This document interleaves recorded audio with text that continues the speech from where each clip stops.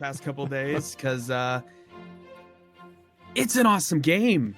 Hell yeah. It's a really good game. Like it's one of those games that I'm really diving into, and not because I'm just enjoying it. Like I'm not looking stuff up about it really. Like, yeah, I've gotten some shorts that came through my feed and stuff, but like cool armor, whatever, or like cool things like tips and tricks. But like I'm really just lost myself in the game because it's a really immersive world and just a cool game to explore. Like the haters that are hating on this saying, oh, it's just justified DLC, or I hate that. People were saying that shit about... Dude, it is so far from that. Like, and honestly, I think one of the best female protagonists in the game that I've played, like not just played as the stereotype, but no, an actual real protagonist treated with the same like respect as like Arthur Morgan or Jen Sakai in the Ghost of Tsushima game. And the story, it's less historical. I've gone over it. I mean, it's based in history, but it's more of a kind of a Tarantino Kill Bill revenge style story. Yeah. There's a lot of cool moments in there, but it's Sucker Punch's best open world game that they've done. Like they've learned from their mistakes of, Tsushima, because there was a few things in that game that made it feel like, oh yeah, you can tell this is their first like fully fleshed out open world. Mm-hmm. Yeah, they did Infamous, but that's just a city, hero simulation game. But like the random encounters and like different little side things you can do, mini games like cooking, camping, like out on your travels. This feels like Red Dead 2 or like Witcher 3, like almost like it's that level of like you can do other things besides just fight guys. And like it's not just Mongolian, it's not just like the patrols. It's like, no, you have random encounters where like you'll come across Ronin training with the bamboo, like and he can't do it, and then you come and you show him how to do it, and then he wants to fight you. Or like you'll like there's things like encounters where you see a random peasant getting accosted by these samurai outlaws, these Ronin, and like you can come in and step in and save them. Or like I just did one where I was hired to defend a camp, and there's another Ronin there, and he was like, oh, I'm not splitting the cost with you. And then it turns out he was actually working with the people that were going to raid the camp in the first place. He was just going to let them take everything. Right. And the cool things like that, and like and there's cool, like every time you get a new weapon, you train with a new sensei, a new master of that weapon, like the Yari or the Odachi. I haven't unlocked the I forget what it's called, the chain. It's like the chain weapon. But you can really do like a build, like you have your 5 gear, like you can basically your different armor sets, you can have like 5 different loadouts saved at once. Oh, nice. And you can just quickly switch. So instead of like in Ghost of Tsushima, which was one of my complaints, like you had to switch through everything, switch through all your charms, stuff like that. Now you can just have like a saved build. That's cool. Anyways, sorry, I just wanted to talk about that a bit. Nice. This can be just between us. It doesn't have to be recorded. I just wanted to talk about it. I've been still mostly playing Star Wars Outlaws. Nice. It's been fun. It looks fun, and it's on sale. So, yeah, if you get it on sale, I think it's a good one. It's I think like objectively, if you're not biased towards like Star Wars stuff, it's like a 6 out of 10. It's okay. Yeah. The combat and gameplay is overall like it's serviceable. It can be clunky at moments, but it's fine. But it goes a long way, and like kind of there's a lot of the world feels really fleshed out and immersive. That's important. There's a lot of like side activities and things you can do. You can take on gigs from the different like criminal faction, like syndicate factions and stuff like that. There is That's like cool. there's like a reputation system, which is it's pretty lightweight, as in like consequences don't really feel like consequences, because you piss off one faction, you can just do a couple gigs for them and kind of get your Yeah. reputation back. But it's still like it tries, and it's fun, and it's stuff like the reputation system is like, if you're in a bad standing with one syndicate, they might send out hit squads for you, or if you're going through their territory, That's cool. they might not work with you, or stuff like that. It's like, it's not as fleshed out as I think like it could be, but it's fun, and I'm Does having it a good time feel with it. like open world Assassin's Creed with a Star Wars skin, or does it feel more like its own A little bit like it's animal? still like a Ubisoft open world. It doesn't do the Yeah. whole like towers where you unlock the map shit. Right. Yeah. That Ubisoft list. It doesn't do that. There's Uh, four planets. That's cool. Well, 5 if you include Canto Bight, which is like where the main character is from. It's where the prologue takes place, and there's a few missions there. Okay. But there's Toshara and Akiva, which I don't think have appeared in movies or anything. One of them is like a savanna type of planet. There's a city in there that's like built into a rock. It's cool. And then the other one's like a jungle swamp planet type of place. So they all, yeah, and then typical there's Star Wars fashion. They all have their own unique yeah. And then there's ecosystem or geography and everything. yeah. And then there's Tatooine. And Oh, that's in the game. yeah, I haven't gotten there I thought yet. it was all gonna be like new planets or like No, Legends it's planets or whatever. Yeah, there's a Tatooine, which I haven't gotten there yet.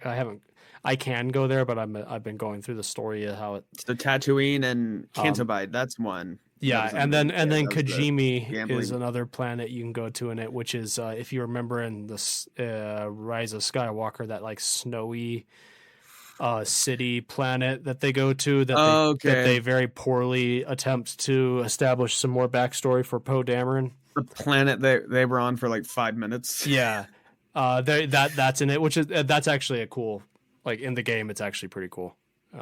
No, I like the design of it and everything. Yeah. Yeah, it's a cool look. One other thing I wanted to say about, you mentioned like clearing the map. So in Ghost of Yotei, Yeah. you have open map with like nothing in it, but you have the map. But then there's a cartographer that you can actually purchase maps from that lead you to different shrines and stuff. And of course, you have your guiding winds. And like there's a little mini game where you match up the map you buy from the cartographer and put it on the world map, like in the correct place. And then, but there's so like I love just the lack of UI. Like while you're just out riding, you have the guiding winds. You can play your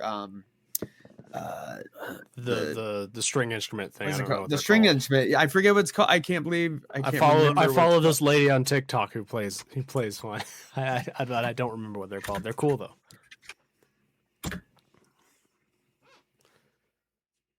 The shamisen. Right. You play that to do different things, like to do different guiding winds, to like your hot springs, your which boosts your health, the bamboo cutting, stuff like that.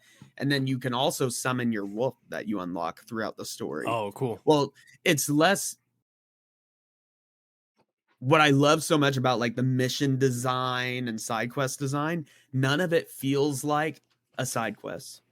Yeah. Like it feels like it's all part of the greater narrative. Like everything kind of, not that every mission directly relates to each other, but it feels like something that your character, Atsu, would do along her path of revenge, trying to find the different members of the Yotei Six and everything.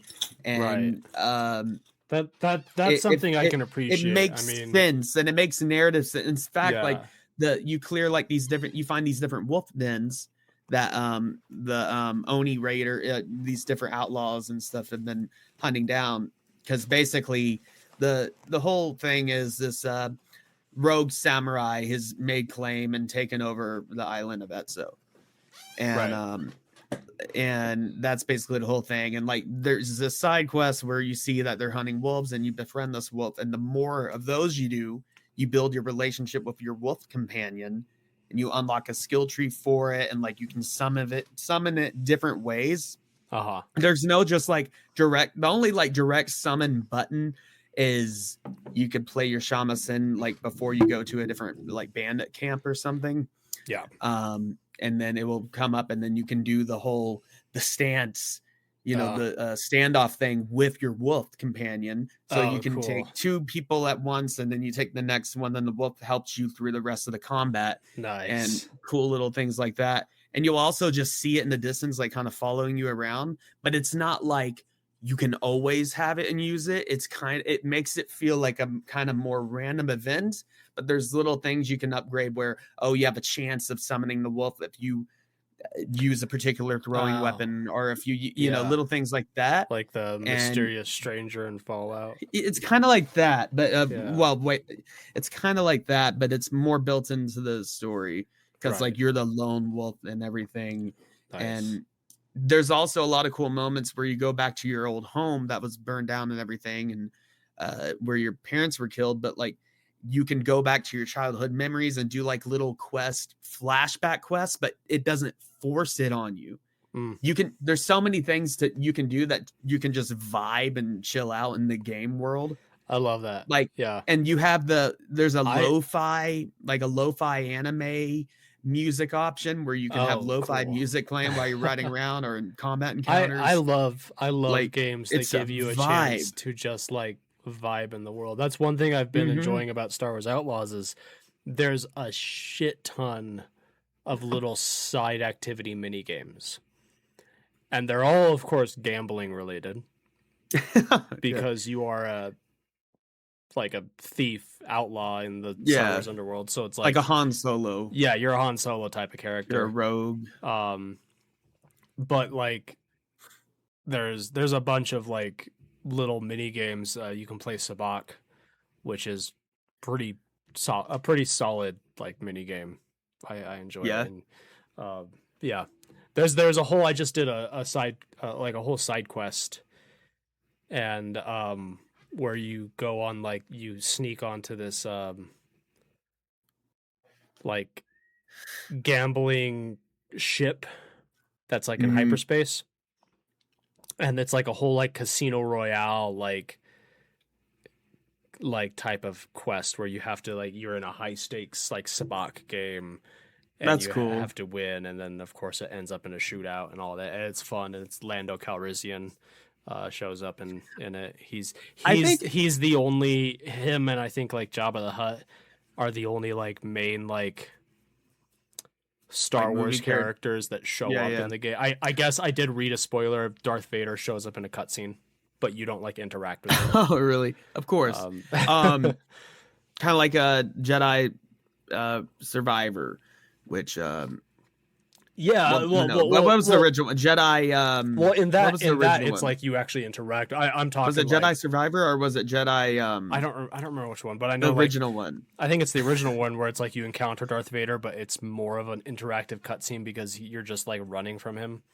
Basically. Yeah. No, awesome. I mean, like I guess there's a cutscene where it like reveals one of the villains is working with Darth, like working for Darth. Oh, okay. Vader's. But like you don't, the character you play as isn't there when the cutscene happens, so it's like a brief thing that just. But I think exposition. Honestly, I think that game was overhated, and people, it's easy to hate on Ubisoft, but that game. Oh, like you said, it looks like a fun, great game for like Star Wars fans, and then just like kind of a. But like the actual world and everything I've seen of it looks fun to explore, and I mean, what they did, like again, like I said, it's. If you're not a Star Wars fan, it's like a 6 out of 10. It's okay. But the kind of like the same way like Hogwarts Legacy, the Hogwarts, like the Harry Potter setting and the attention they put into that does a lot of the heavy lifting in that I would game. love that. It's on sale all it's the kind time. of like that. Like if you're a Star Wars fan, it's fun simply because it's a well-crafted Star Wars world. That gives you a lot of interactivity and a lot of stuff to do, and that's fun.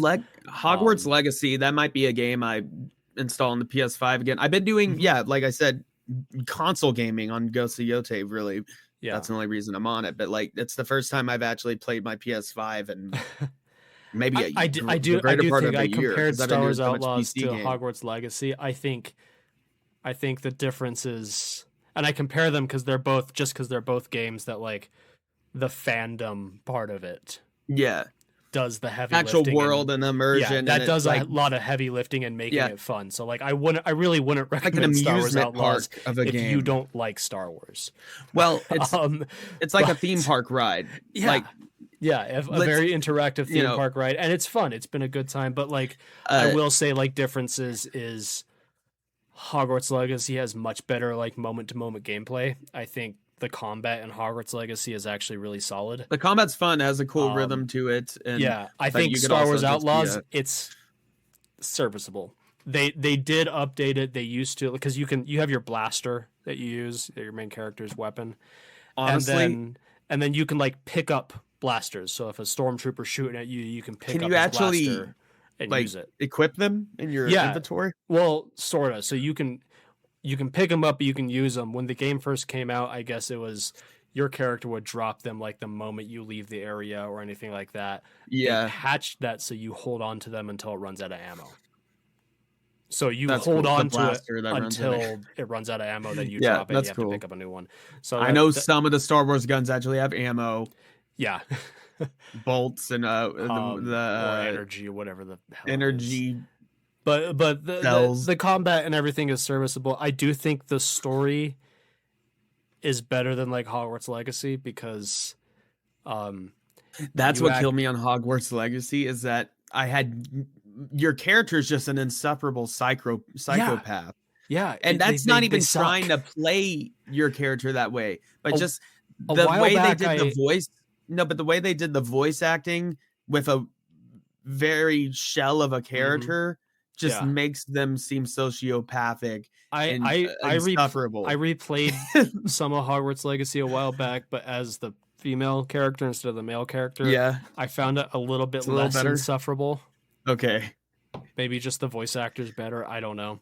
But what was the whole meme? That's the goblin. What was the goblin guy's name? This is Ranrock's doing, or what? Something. This is Ranrock's doing, guys. You're just a Vatican. You're just murdering people. This is Ranrock's fault. Yeah. Are you sure about that at this point? No, but I got lost. The story just wasn't, because I like Harry Potter. I like watching the movies, especially around the holidays. And I've read some of the book a little bit. But I like Harry Potter, but I'm not like foaming at the mouth where I just like everything Harry. Like it. I like Harry Potter because it has a good story. I get more than the actual world of it, like the world of magic and everything. So it's cool, but like I need a story to grip me. Yeah. That's always been. I mean, I get that the whole draw of Hogwarts Legacy was what if you were a student at Hogwarts, but I think the game would have been a lot better if it was like more like Red Dead Redemption 2, where they give you a character, you can heavily customize them. Character. Like you can customize what they look like, but they give you a character. That would have been better. I was about to mention Red Dead 2. Mm-hmm. And I'm gonna relate this back to Ghost of Yotei, you'll see. But Red Dead 2, this might be controversial for this almost 8-year-old game, which still blows my mind that it's that old. It does not seem that old. Yeah. But the actual gameplay isn't revolutionary. No, it's not. Yeah, there's a lot of cool immersive stuff you can do, hunting, fishing, what made Red Dead in the 2, general goods store and everything. What and made Red Dead 2 as good as it is was the balls, attention to detail in the world and the storytelling. That was it. That's what hooked me. Really, it was the story. I felt like I was playing a super long, like Western show. Yeah. Like Yellowstone or something like that. But better. It's better than any of those. Yeah. And it felt like that. And I was just so immersed in the story that now I'm not saying the gameplay's bad. I mean, like there's really great animation, like when people get shot and stuff, like the gunplay is cool. And but it's still pretty much on a surface level, just cover-based gunplay and Yeah. you have side activities, but like it's pretty standard fare Rockstar gameplay. It's standard fare. But that's I think Rockstar, they hook you with an immersive world to explore that feels, your horse's balls shrink when it's cold out. And just so many random events and the story and like just the immersion and the gameplay kind of is just to complement all of that. Like the actual world building and the immersion that I know you're wrong. provides. It's like it's solid gameplay, but it's nothing now to like Ghost of Yotei, they absolutely not only improve but just nail the actual melee combat. Nice. And you can play lethal mode is there from the start on day one if you want to. And it actually makes combat encounters incredibly short because you die as fast as you can kill them, basically, to a certain extent. I mean, there's still, the duels and stuff, but but like I really like it because like you'll come across like 3 or 4 Ronin that are out for your bounty. And then the actual combat might last like 30 seconds, like if you're good. Like if you're actually good. But no, they nailed the combat. Now the stealth, I guess this is gonna be morning oddities segment here, then we're gonna get into the actual thing episode. But something the stealth is still they didn't improve on the stealth. It's very much the same as Tsushima, and I mean, when I played just kind of bare bones. I mean, it's okay. When I played Tsushima, I did the stealth when it was convenient for me to do it, but I mostly played like come and face me type of samurai. That was like the fantasy that I thought was fun. I love the lone swordsman thing. The dinner's ready. But no, it's and what I was saying with like with the story and stuff with like Star Wars Outlaws it's nothing like to write home about, like crazy shit. It's like the basic plot so far is you piss off a crime lord on Cantabite, you escape the planet, and then someone contacts you for a big heist, and you have to now go to all these planets to recruit your team. That's the basic story. But like at the very least, like the character is not like insufferable like in Hogwarts Legacy. They're fine. Like do you hear background noise or is it okay? No. Oh good. That's what lost me, but the actual world of Hogwarts Legacy is amazing. It's a beautiful looking game, and the attention to detail and like taking stuff from the movies, but also including a lot that was in the book, design wise. And Peeves from the books. He's and also I just wanted to thank you for my birthday present, Expedition 33. I haven't really played it, to be honest. I've been doing a lot of console gaming, like I said, but it's definitely one that I just want to hunker down at my desk and really get into, because I did try it out on Steam Deck. It is playable on Steam Deck, but you want to play it's it on very PC. just playable. It's a PC. It's rough. It's rough on the Steam Deck. It can't handle that. And if you just have a Steam Deck, you could still play it if you want. But you're gonna be scratching by for 30 FPS. I mean, I'll be honest, it's not gonna be good to look at. I've been mostly just playing stuff on on the Switch too. It's just been my main thing recently. It is a bummer. I was kind of excited for that new Pokemon game, and then it released, and it looks kind of underwhelming. I mean, parts of it look like they're finally doing something interesting with this franchise, but also like it's the same old fucking Pokemon story of why the hell does the game look and perform like this when they have so much money? It's Game Freak for you. Why Game Freak? Why do you do this to us? So I think I'm holding off on that one for now. It's like they're making it's like they're porting mobile games or something. It's ridiculous. I guess this is gonna. So the whole the whole map in the new Pokemon game is one big city, which I've heard is cool to explore, and I've heard like the idea is cool. It's like different than a typical Pokemon game, and then it's got real time combat in it, which I've heard is really solid and actually pretty good. But the whole map is one big city. And you know how games usually they'll do this thing where they only render in what the game engine needs to render because that's where the player is on the map that you're seeing. Right. Yeah. So they don't do that. They render in the whole fucking map at the same time because it's one giant 3D model. So that's not a good idea. Naturally. Yeah, that naturally that it's gonna takes run up some processor power. Yeah. So what did they do to save on processing power is they took what was apparently they had all the buildings like 3D modeled, like actually like detailed, nice looking. Yeah. And now when the game releases and all the buildings are like rectangles with images of buildings slapped onto them.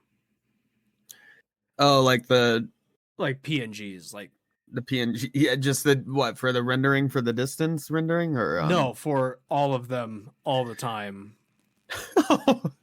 So the windows are just like flat PNG JPEG images of windows. Like barely a texture. Yeah, well, they're not bad textures, but apparently at one point they did have all the buildings actually rendered out to like look like actual like 3D modeled buildings. And right. then they switched to doing this to save on processing power. Why did they have to save on processing power?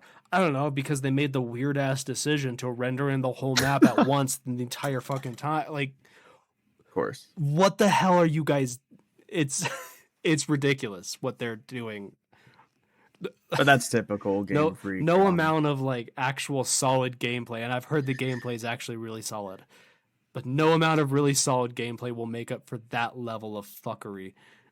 Right.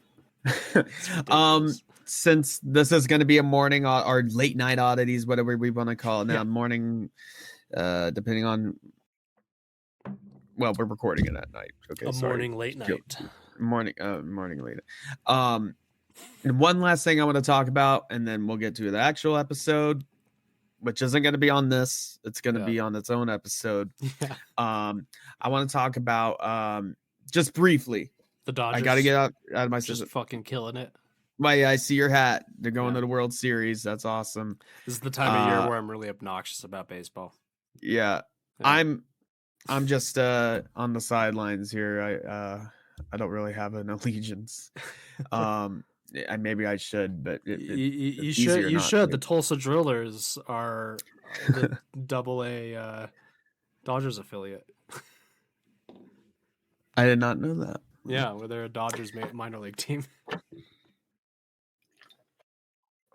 Anyway, yeah, congrats to your Dodgers. Thank you. But what I wanted to say is I saw the new Tron. Oh yeah. Which hasn't been doing well in the box office, maybe because of certain it's Morphin Time actors in there. But well, also maybe because no one cares about Tron. And Tron is just it's that franchise, extremely niche franchise, and the last movie was 15 years ago. Yeah, but it was a lot of fun. It was honestly just a fun, just kind of turn your brain off movie. It was like a big 9 Inch Nails music video with cool effects and like the graphics aren't any worse than they were in Tron Legacy. Like I would say they're on par. Like it hasn't gone down. Like it doesn't seem like they sped run the actual CGI development or anything like that.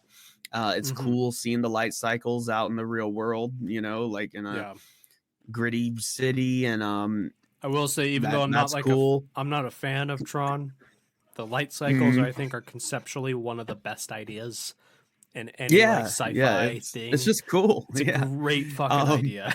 I love them. It's just rad. And there is Jeff Bridges is in it. Of course, and he's pretty much just the dude. Of course. And, Jeff Bridges is just the dude. Yeah, he just is. Yeah. But and yeah, there's a bit where Jared Leto actually Ares, his character, he's a program that's made to like basically Evan Peters is this he's a CEO from one of the other company that's in the Tron lore, the Dillinger company. And he's showcasing how they can 3D print their programs in the real world, but they can only live out in the world for like 29 minutes, and they're trying to find like the permanence code so like the programs can actually go in the world for indefinite amount of time. But Jeff Bridges' old like arcade cabinet from the 80s can already do that. Of course. But it can bring arcade. real people into the digital world and vice versa. They've proven that in Legacy already because they brought the what's her the one girl from the Legacy, the Tron world to the real world. The girl that had the late 2000s pixie haircut. She's actually really cool. I just can't remember her shit right now. Oh, I didn't know Cillian Murphy was in that. Yeah, that's cool. Because when Tron Legacy Olivia came Wilde. Out, yeah, Olivia Wilde. She's when cool. Tron Legacy came out, they were like hoping to make it a franchise. Yeah. Because that was before the Disney acquired Star Wars and before Marvel, like the MCU really took off. So Tron was like their like last big thing. They were trying stuff. But the original Tron, which I watched around the same time that they tried John Carter. I watched some of the original Tron, and it is groundbreaking. Like the CGI, they, what they did back in the early '80s. I mean, well, it started development like in '79. And for every frame of animation in that movie, they had to position each object for each frame, and they didn't know what it was going to look like until it was done processing. They didn't have like active, like they didn't have Blender where they could see what they were doing. No, they literally had to do math. Yeah. Yeah, this is it's crazy, and Tron is like especially crazy, but all of that early CGI stuff is fucking crazy because yeah, it doesn't look impressive now. But when you consider it was before even polygons were a thing. Well, yeah, when you consider that it was like oh, she's all clean. All of the tools and softwares that you would use to make that stuff did not exist. They had to invent it for that. They invented on the fly, basically. Yeah. And yeah, like all the rotoscope, like they filmed in black and white, like black and white suits, and they didn't have LED strips back then. It didn't exist. So they had to do like multiple layers of rotoscope to make it look like they were wearing the lit up suits in that movie. Like it's crazy, like the production of that. And it's cool to read into. But they do go back.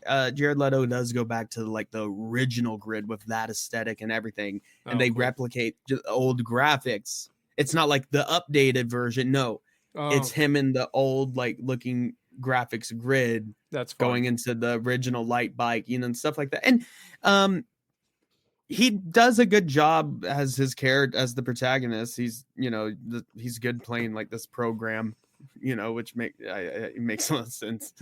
But no, it's just a fun movie. I mean, I think I don't think it's getting a lot of hate necessarily, but I also don't think I think it's a little overhated. I think people just don't care about Tron. Yeah, but it was fun. Unfortunately, for all you Tron fans. Yeah.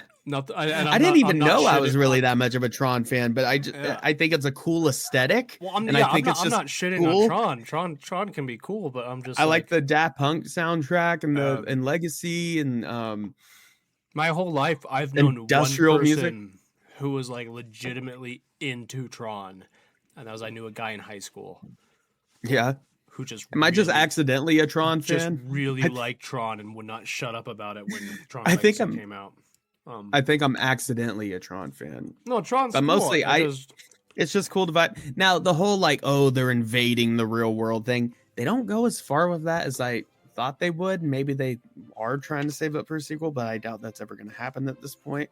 Yeah. But it's cool what they did with it. And, you know, it's a MacGuffin plot. You know, it's nothing, the story's paper thin, but the effects and the music and everything, like, it was cool to sit there. We saw an IMAX, so it was a cool experience. It's like a big music video. It's like a music video with characters complementing the music. It's more like a cool just art project to enjoy rather than like a fully fleshed out film. But I mean, I think that's just kind of what Tron it has always been. Right. Just a cool nerdy art project. It's like impressive for what cool it is. Music. Yeah. Yeah. So anyways, I think we should end that there. And then actually get into our real episode if you still have the time.